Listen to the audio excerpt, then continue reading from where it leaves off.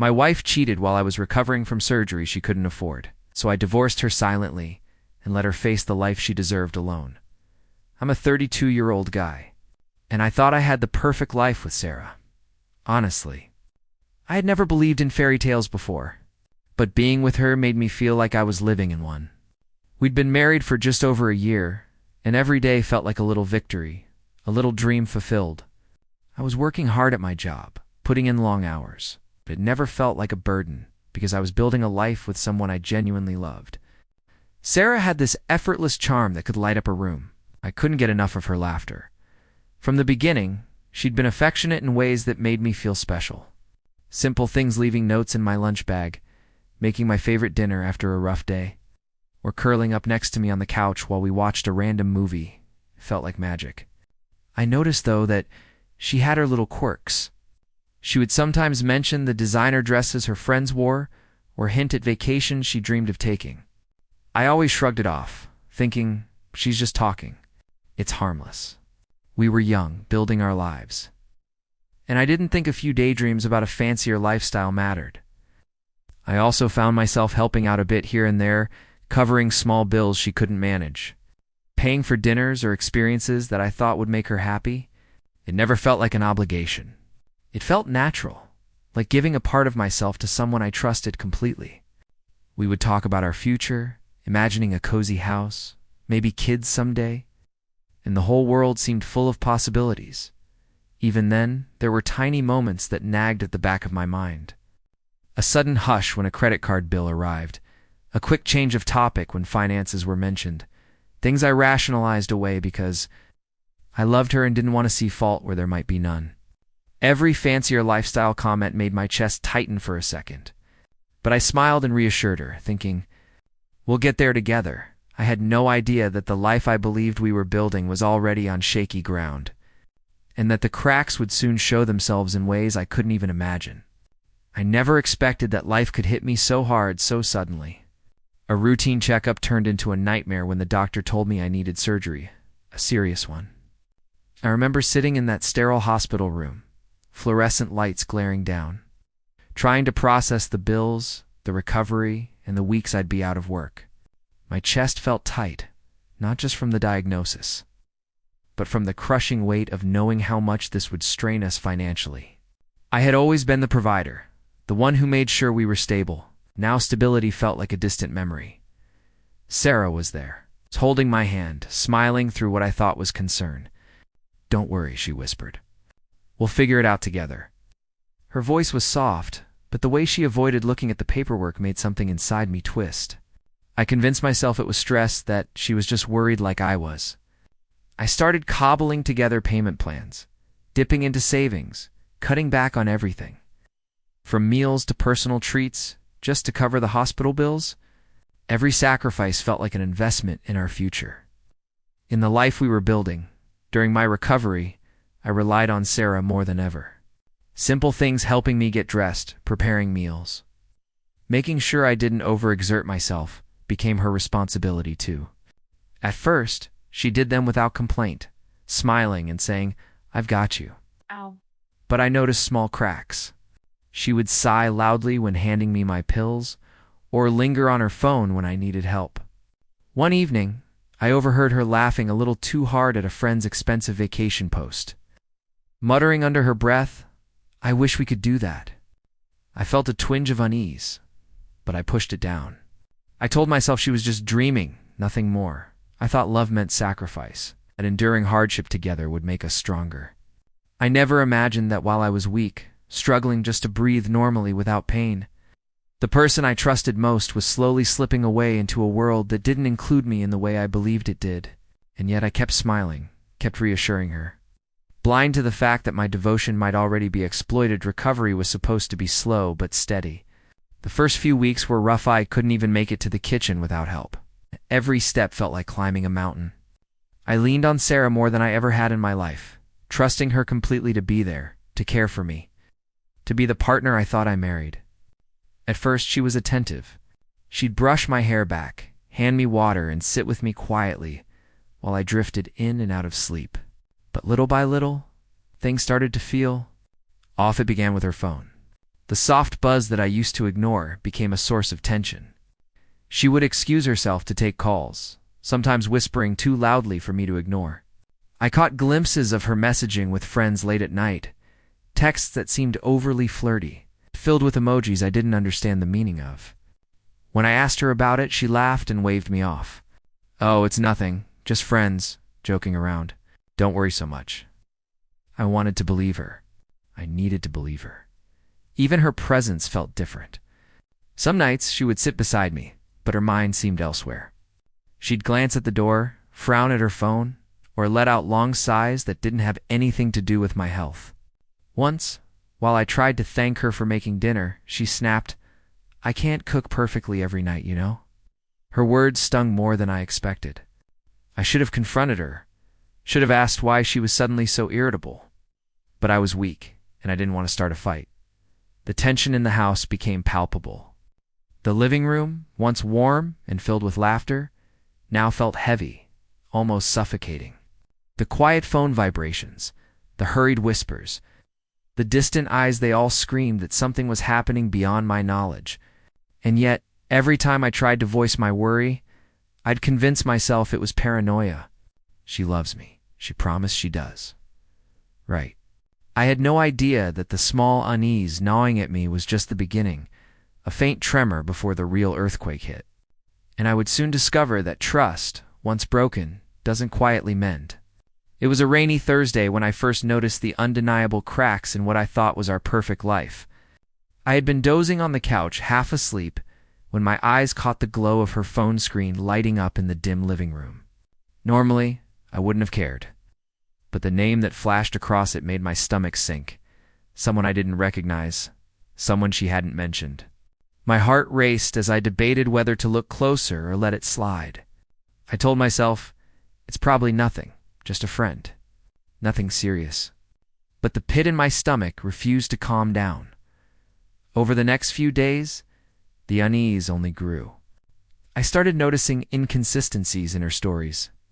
She'd say she was out with friends, but come home with little details that didn't add up, small lies that, on their own, seemed trivial, but together painted a troubling picture. One evening, I casually asked, "You went to the grocery store today, right?" "Did you pick up the things?" I asked. Her hesitation, the way she fiddled with her keys, made my chest tighten. Yeah, I got them." "Why do you ask?" Her eyes darted away, and I felt that familiar twinge of suspicion I had been trying to ignore. I tried confronting her lightly, keeping my tone casual. "Hey, I noticed your stories about outings don't always match up. Everything okay?" She laughed it off, brushing her hand across mine. "You're imagining things." "I told you, it's just friends. Don't worry." I wanted to believe her so badly. But the uneasy feeling lingered like a shadow I couldn't shake. The apartment itself began to feel claustrophobic. Rain streaked against the windows, mixing with the tension in the air.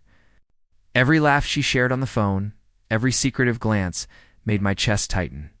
I realized, maybe too late, that the foundation I thought was built on love and honesty might already be crumbling. And yet, even as my mind screamed warnings, a small, stubborn hope whispered that this was all just a misunderstanding, a hope that would soon collide violently with reality. It was late one night when the first real evidence hit me like a punch to the gut. I had been scrolling through my emails, trying to distract myself from the anxiety gnawing at me, when I noticed an alert pop up, an account notification that Sarah had used a shared credit card. Curiosity and a sick feeling in my stomach drove me to check it, and what I found made my hands tremble. Multiple charges at a boutique hotel, a fancy restaurant I had never heard of, and messages that weren't just flirtatious, they were intimate. My mind froze. Could this really be happening? I confronted her the next morning, trying to keep my voice calm, to mask the storm raging inside me. "Sarah, what's going on with these charges?" I asked, sliding the phone across the counter. She froze for a second, and then, almost rehearsed, she said, "Oh, that? Just some friends treating me." "You worry too much." But the look in her eyes didn't match her words. There was hesitation, a flicker of guilt I couldn't ignore. I wanted to scream, to demand the truth, but a part of me still hoped it was a mistake, a misunderstanding. Even the house felt different after that.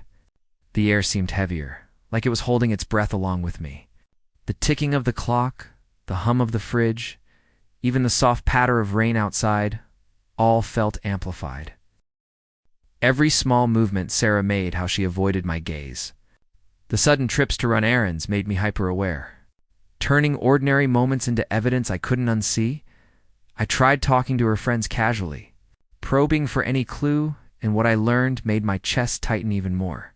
She'd been spending time with someone I barely knew, someone whose presence I had never questioned before. The realization hit me hard. This wasn't just emotional, it was physical, secret, and deliberate.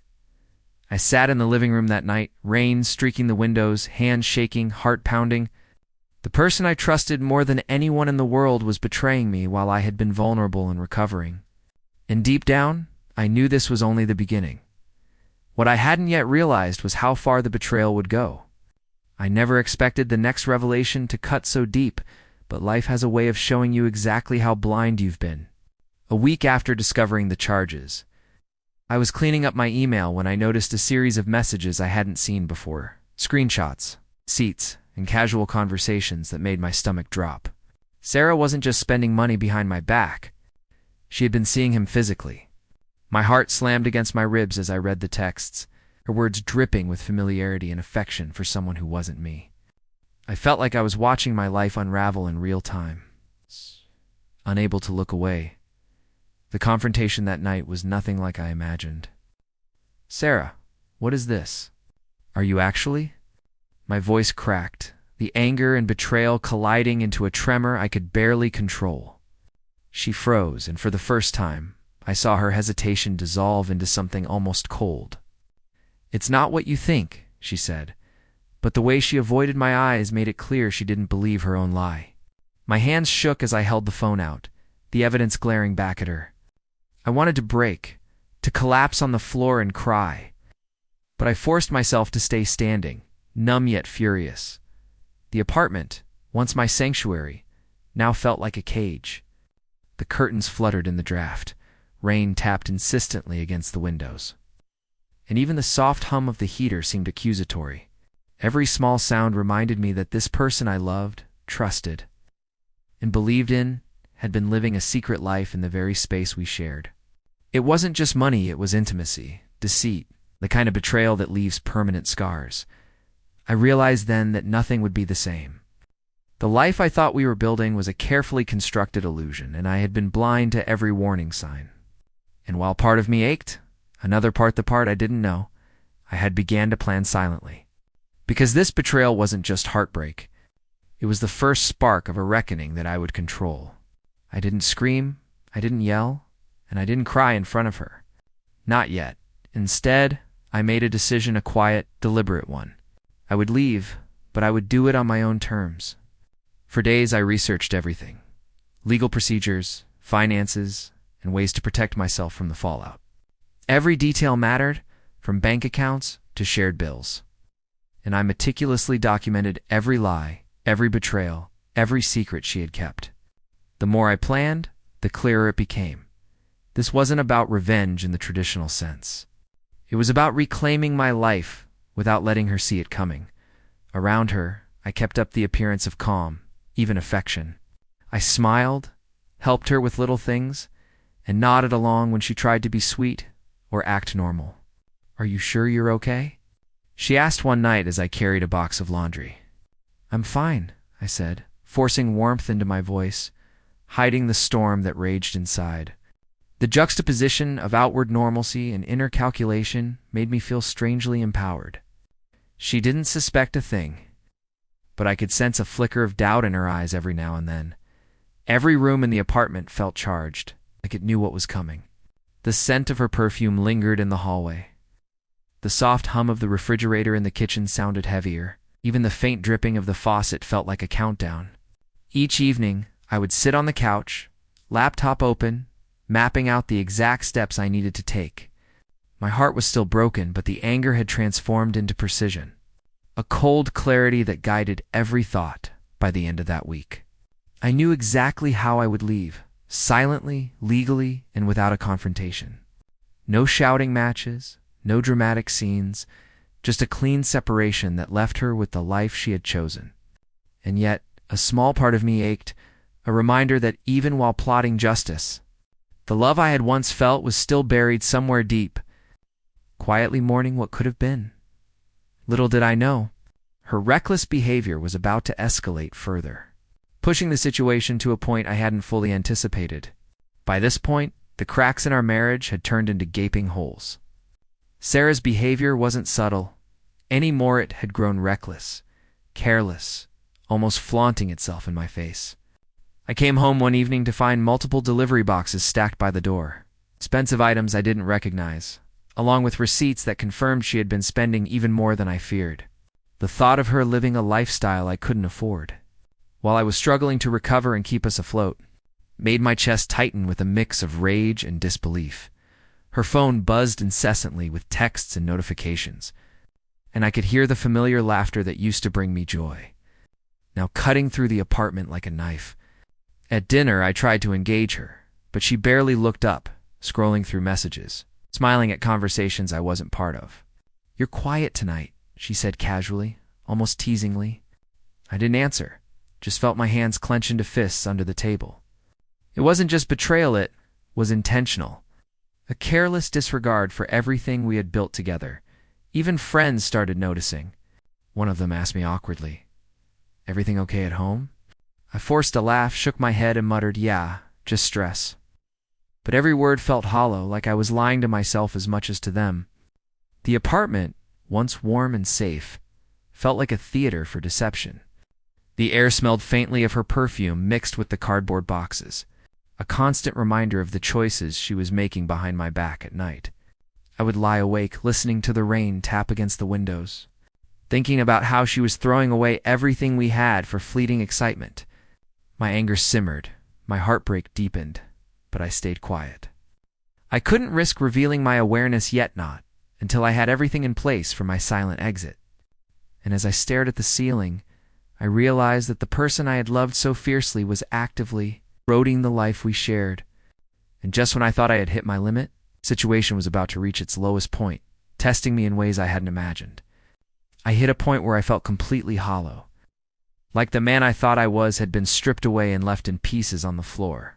Recovery had left me weak physically, but Sarah's betrayal had left me shattered emotionally. One night, I sat alone on the couch, staring at the glow of her phone across the room, the notifications flashing like a cruel heartbeat. Every message, every photo, every little secret she had kept from me felt like another weight pressing down, crushing me. I couldn't eat, I couldn't sleep, and even breathing felt like a chore. I remember muttering to myself, almost incoherently, how could someone I trusted, someone I loved more than my own life, do this? My hands trembled, my chest ached, and tears I refused to shed in front of her finally started to fall. The apartment, usually filled with the small comforts of home, felt like a cage.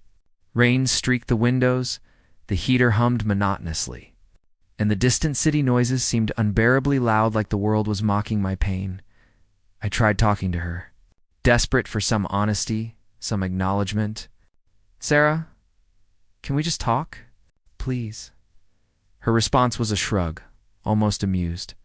"I don't know what you want me to say." The words hit harder than any punch could. I realized then that nothing I said, nothing I gave, nothing I endured mattered. I was alone in the wreckage of a life I had trusted completely to someone else. Even my friends couldn't fully understand. Their well-meaning advice and sympathy felt distant, inadequate. I felt trapped, powerless, and exposed. It was the kind of despair that sinks into your bones and refuses to leave. And yet, somewhere deep inside, a tiny ember of resolve flickered, a whisper telling me that maybe, just maybe, this wasn't the end, but the point where everything could begin to change. Little did I know, the moment that would turn that ember into a blaze of quiet justice was just around the corner. I didn't storm out. I didn't scream. I didn't confront her with rage or tears. Instead, I did the one thing she'd never expected: planned my exit with precision, quietly, legally, and completely on my terms. Weeks of research, consultations with lawyers, and careful documentation of her betrayals had paid off. I had built a plan that ensured I protected everything I had worked for, and more importantly, I would leave without giving her the satisfaction of a confrontation.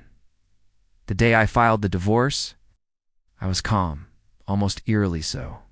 I packed a few essentials and left the rest for her, letting the legal system take care of the division. When she asked, her voice laced with shock and disbelief, "What are you doing? Why didn't you say anything?" I just looked at her and said softly, "I did. You just didn't listen. I didn't linger. I didn't give her the chance to manipulate me further." Her wide eyes, the sudden tension in her posture, was all the acknowledgement I needed that she finally realized the gravity of her choices. Walking out of the apartment for the last time felt surreal. The air outside was crisp, the faint smell of rain lingering, mixing with the scent of wet pavement and the distant hum of traffic. For the first time in months, I breathed freely. It wasn't joy exactly, but it was liberation, the quiet, satisfying kind that comes from reclaiming your life. Every betrayal she had committed, every lie, every reckless choice, now had consequences she couldn't control. I watched from a distance as reality began to catch up with her. The bills, the social scrutiny, the whispers from friends who had once been close, it all started to pile up. I felt no gloating satisfaction, just a calm acknowledgement that the life she was left with was the one she had built for herself. And yet, deep down, I knew that this silent exit, the divorce done with dignity and without theatrics, was the ultimate payoff. One she would never forget, even as I stepped into the fresh air of my new life. A quiet tension lingered. I knew the aftermath was only beginning, and that observing her face the consequences of her choices would be a lesson neither of us would ever forget. From a distance, I started to see the dominoes fall. Sarah had to confront the reality she had ignored for so long, the mounting bills she couldn't cover. Friends who were now questioning her decisions, and a social circle that whispered behind her back. I watched quietly, never intervening, letting her face the life she had built with her own reckless choices. It was strange feeling detached yet vindicated, seeing the person I once loved unravel slowly, but inevitably. Every new struggle she encountered was like a confirmation of everything I had suspected, but had been too loyal and trusting to confront. Even mundane things became symbols of the life she had abandoned. I'd hear from mutual friends about how she argued over money she didn't have, or how she canceled plans she had boasted about. Each story, each anecdote, felt like a quiet justice-and outcome I didn't orchestrate with anger or malice, but with patience and self-preservation. It was oddly satisfying to see that the life I had silently left behind was one she now had to navigate alone, without me covering her missteps or fixing her mistakes. At the same time, I reflected on myself. I was healing physically, emotionally, and mentally. The anger that had once consumed me had transformed into clarity, and the heartbreak into understanding. I no longer felt the constant ache of betrayal. Instead, I felt empowered, capable, and finally free to rebuild without fear of deception lurking around every corner. Even the small joys, like a quiet morning coffee or an evening walk, felt amplified because they were mine, fully and completely. There was no gloating, no cruel satisfaction, only a profound sense of justice in letting her actions speak for themselves. Sarah's world was no longer my responsibility, and that realization was both liberating and heavy. I knew she would feel the weight of her choices, and I would not be there to shield her. The quiet aftermath was proving far more powerful than confrontation ever could. And yet, as I moved forward, a subtle unease lingered. The story wasn't fully over, and the final chapter of closure was still waiting to be written. It's been months since I've filed the divorce, and for the first time, I feel like I truly own my life again. The house I live in now smells like fresh paint and possibility, stark contrast to the stale tension and betrayal I left behind. I wake up without dread, without the weight of lies pressing down on me. Every small decision I make feels mine. Every meal I cook, every walk I take, every call I answer, freedom in its quiet, mundane glory. The betrayal that once threatened to consume me has been transformed into lessons, scars that remind me not of weakness, but of resilience. I've realized something essential. The power in this situation wasn't in confronting her. Screaming or seeking revenge was in walking away, quietly, deliberately, and with dignity. The anger that had burned inside me is now a compass, guiding me toward the kind of life I deserve, one filled with trust, respect, and authenticity. Sarah faces her consequences now, alone, as she should, and I no longer feel the pangs of guilt or obligation to fix her life. There's a strange satisfaction in that, silent, understated, yet undeniably potent. Friends notice the change too. I laugh more easily, I speak more confidently, and I carry myself differently. I'm no longer the man defined by betrayal. I'm defined by my response to it. And the lessons I've learned are clear. Trust, yes, but verify. Love, yes, but value yourself first. Sacrifice, yes, but not at the cost of your own life. Most importantly, I've learned that healing is its own kind of power. It doesn't need witnesses, applause, or revenge. It's the quiet assertion that you will continue, no matter what others do. And as I sit on my balcony, watching the city lights shimmer like distant stars, I feel a deep, abiding sense of peace. I finally understand that some people show their true colors only when you stop covering for them. And when that happens, you walk away not broken, but unshakably whole. The past is behind me. The lessons are mine, and for the first time in years, the future feels like it's finally waiting for me, untainted and real.